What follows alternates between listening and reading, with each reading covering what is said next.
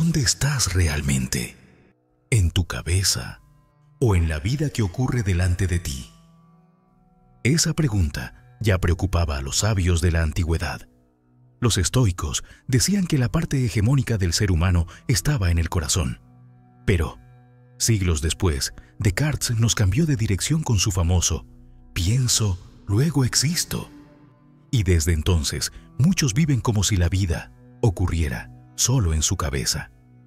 Vives arrastrado por pensamientos que irrumpen en tu mente. Tengo que hacer esto. No puedo llegar tarde. ¿Qué pensarán de mí? Y en medio de ese incesante diálogo interno, se te escapa la verdadera experiencia de vivir. La mente es brillante para planear, analizar o etiquetar, pero despiadada cuando se adueña de todo. Te hipnotiza con su murmullo constante y sin darte cuenta pasas más horas escuchando esa voz que prestando atención a lo que tienes delante. Así pierdes presencia. Se desgasta tu conexión contigo mismo y con los demás, y dejas que la luz que ilumina tu existencia se vaya apagando poco a poco. Sin embargo, se puede vivir distinto, conectar con la experiencia antes de que la mente empiece a analizarla obsesivamente, ver, oír y sentir, sin la necesidad de juzgarlo todo. Ahí es donde la vida recupera su encanto, donde recupera nitidez, y la mente deja de ser una jaula para volver a ser lo que realmente es, un instrumento adaptativo diseñado para mantenerte a salvo y funcional en el mundo. Piensa en la última vez que estuviste con alguien importante para ti. ¿Recuerdas lo que estaba pasando o lo que estabas pensando sobre lo que pasaba? La diferencia es enorme, aunque a veces no seamos capaces de verla. En un mundo que nos empuja a opinar, explicar y comentar cada cosa, la mente se ha convertido en el centro absoluto de la experiencia. Es como si lleváramos un locutor interno narrándolo todo. Y mientras tanto, nos perdemos la película real.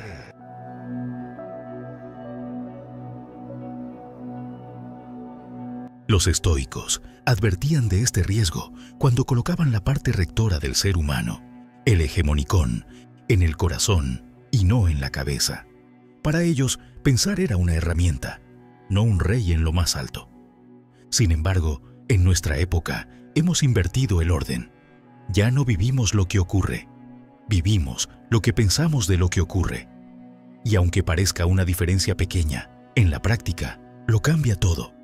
Porque cuando la mente se adueña de la experiencia, deja de ser vida y se convierte en una idea sobre la vida. Ese cambio no solo nos roba intensidad, también nos aleja de lo que más importa, la conexión con uno mismo, con los demás y con la realidad que tenemos delante. Un paisaje se convierte en una foto en nuestro móvil, un silencio en un simple vacío incómodo, y todo lo que no encaja en nuestras categorías mentales se desvanece, como si nunca hubiera estado ahí.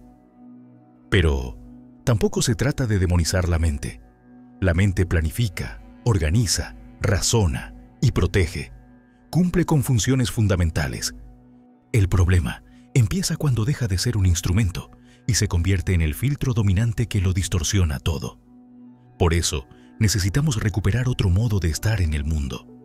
Uno donde la mente siga disponible, pero no sea el filtro que lo distorsione todo. Un modo donde la primera impresión no sea mental, sino directa, donde la experiencia nos atraviese antes de que las palabras la envuelvan. Este viaje empieza con el dominio de la mente y nos conduce a la lucidez del corazón. No es algo abstracto ni reservado a místicos. Es un cambio que se puede entrenar en lo cotidiano. Y cuando empiezas, notas rápidamente la diferencia. Más calma sin que nada externo cambie. Más claridad para decidir. Y más cercanía con quien tienes enfrente. No es magia. Es atención bien enfocada. Y el camino para recuperarla empieza justo aquí. Los estoicos hablaban del hegemonicón como la parte rectora del ser humano. Y curiosamente, no la situaban en el cerebro, sino en el corazón. No se referían al órgano físico que late en el pecho, sino al corazón como centro vital, allí donde confluyen la percepción, el pensamiento, la emoción y la dirección de la acción, sin quedar atrapados en el pensamiento mecánico.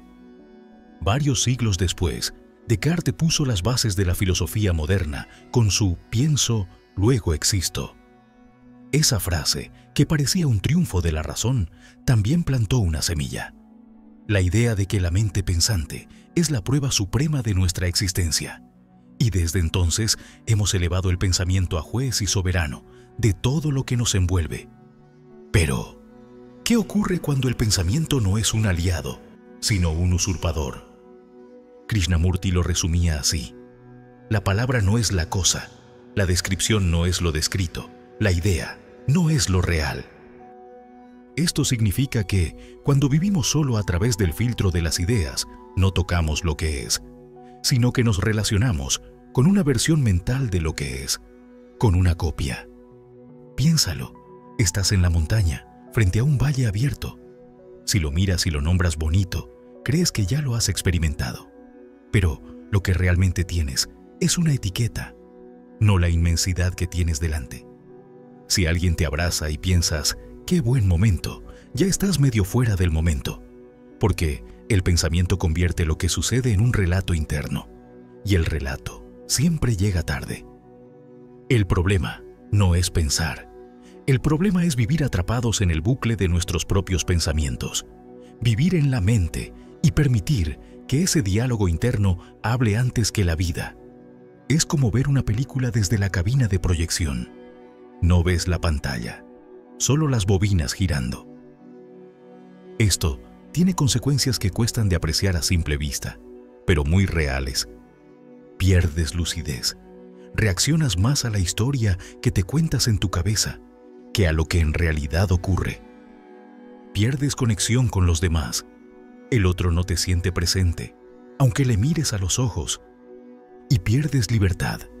Tus reacciones dejan de ser elecciones propias y pasan a estar dictadas por la inercia de tu mente.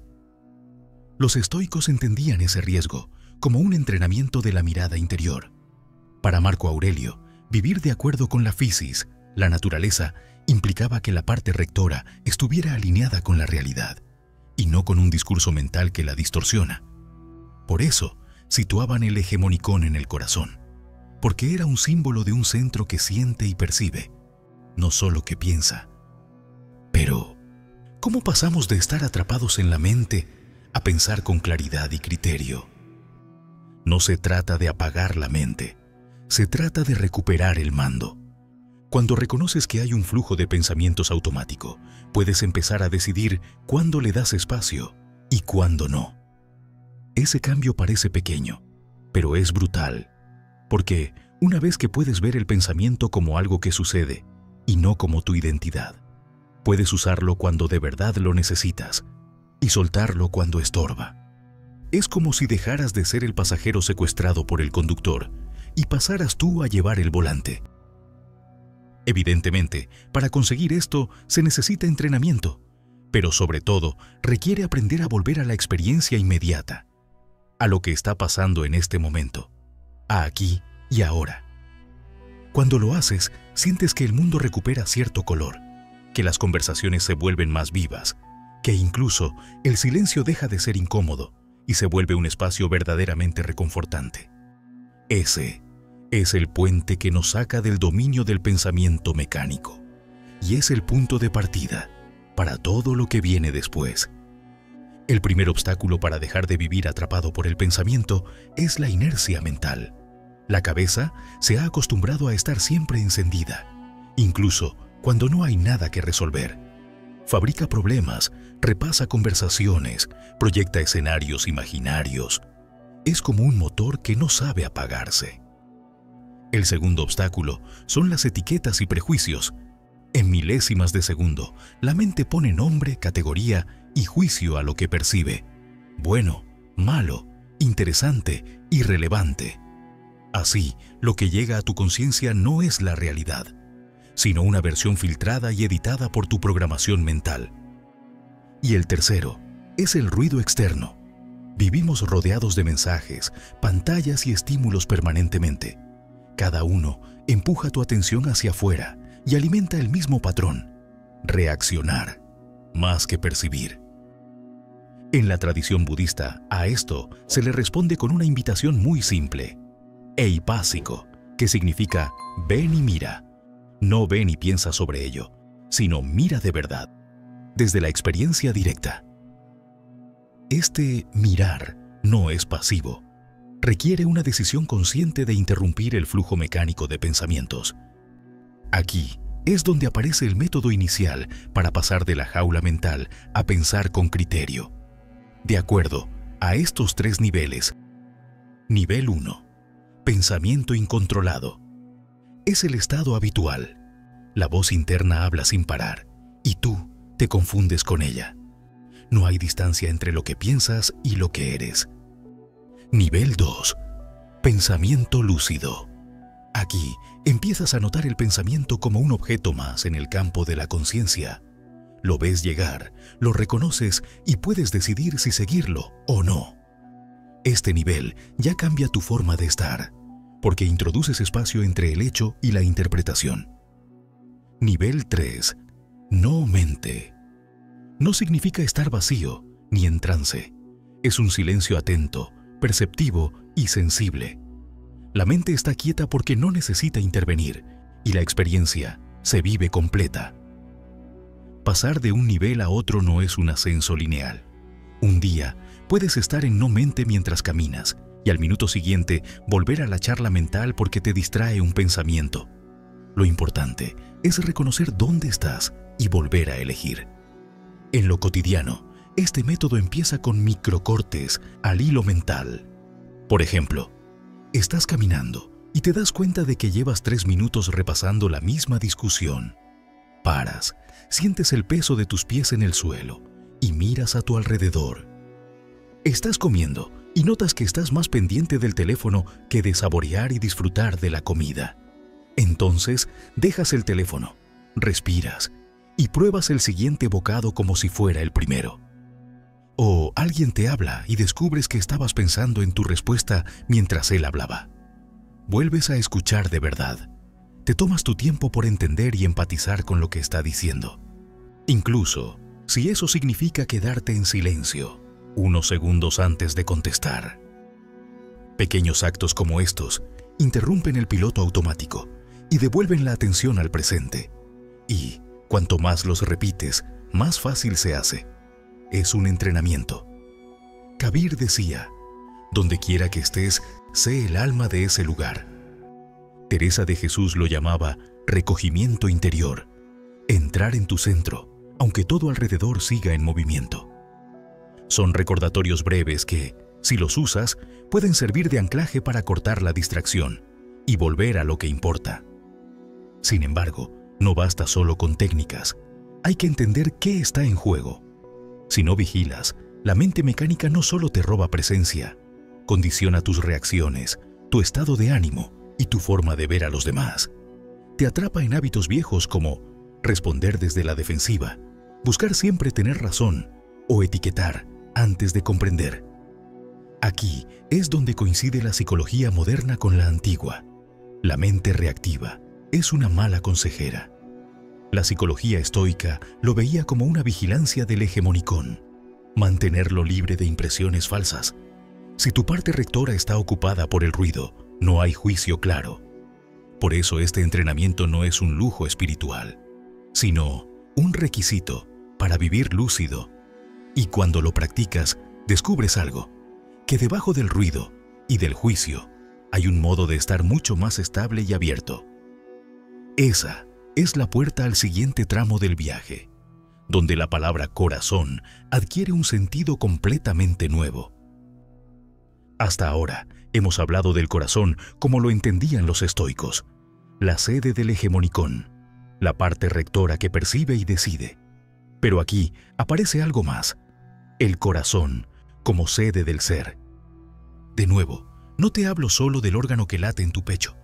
Me refiero a un espacio interno y silencioso donde te reconoces antes de cualquier pensamiento, antes incluso de poner un nombre. Es un lugar que no se agita con la misma facilidad que la mente. y que no necesita lenguaje para existir. En la mística perenne se le ha llamado de muchas formas: santuario, centro, morada interior. En palabras de Teresa de Jesús, el castillo interior donde Dios habita. Y en otras tradiciones, simplemente la morada del ser. Entrar ahí no es imaginar algo ni forzar un estado emocional. Es un acto sencillo, pero radical. Recogerte. ¿Cómo? Detente, cierra los ojos si quieres y lleva tu atención hacia la zona del pecho, no para sentir el latido físico, sino para permanecer ahí como si estuvieras en una habitación sagrada. Respira tranquilo. Permanece unos momentos sin empujar nada, sin rechazar nada. Al principio, notarás que la mente quiere comentar lo que pasa. Esto no funciona. ¿Qué estoy haciendo? Me estoy distrayendo. Déjala hablar sin seguirla. Vuelve una y otra vez a ese centro silencioso, como si lo eligieras con cada respiración. En este recogimiento empiezan a aparecer tres cosas: seísmo, un sentido vivo de estar, de existir ahora mismo, sin necesitar una historia que lo confirme. Otraidad, la capacidad de estar plenamente en lo que no eres tú, la persona frente a ti, el sonido del viento o el calor del sol, sin sentirte separado. Mismidad, volver a ti sin perderte en lo otro. Reconocer tu centro, incluso en medio del ruido.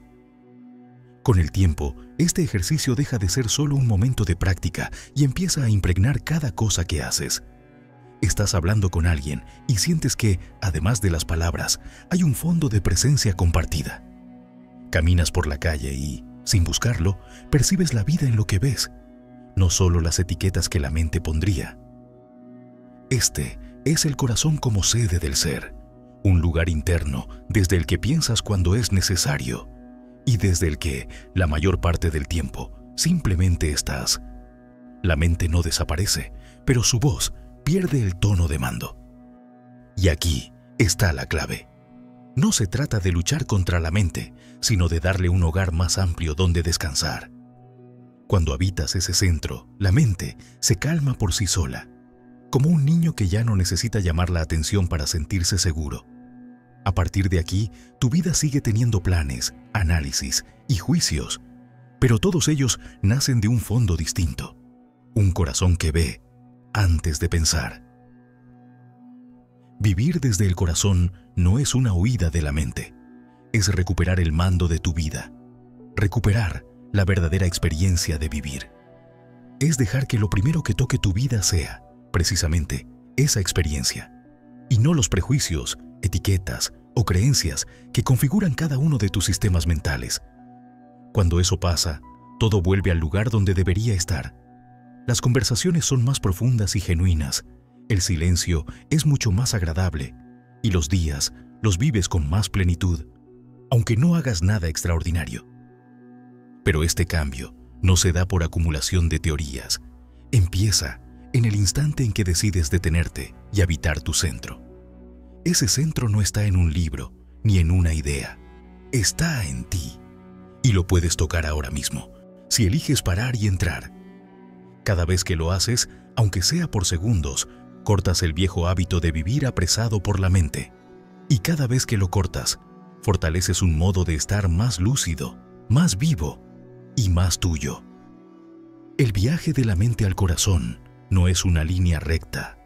Y habrá días en que el ruido te gane, pero da igual, porque lo importante es volver una y otra vez, hasta que la presencia sea tu lugar natural.